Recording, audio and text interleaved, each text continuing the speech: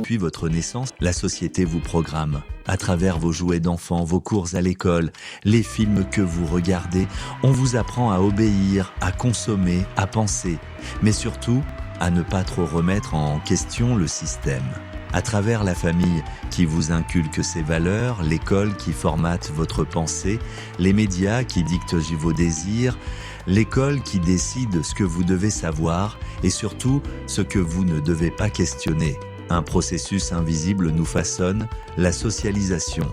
Elle agit sans bruit, comme l'eau qui polit la pierre, jusqu'à ce que nos pensées épousent parfaitement les contours du système. Mais dans quel but ?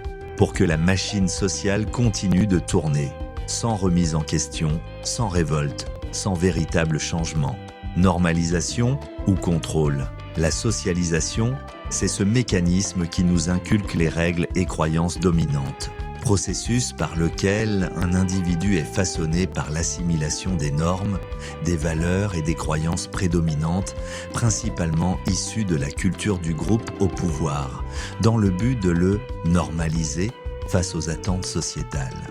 Il s'agit d'un processus continu d'arrimage comportemental, qui peut être à la fois implicite et explicite. Les enfants, plus malléables, sont des cibles privilégiées. De même, les individus nés au sein de la culture dominante sont généralement moins enclins à résister au processus que ceux provenant d'une culture différente. Résultat, un conditionnement qui sert, mais à qui ? On définit ainsi la socialisation comme une véritable éducation sociétale. D'abord, la socialisation primaire intervient durant les premières années de la vie et consiste en l'acquisition des compétences sociales essentielles.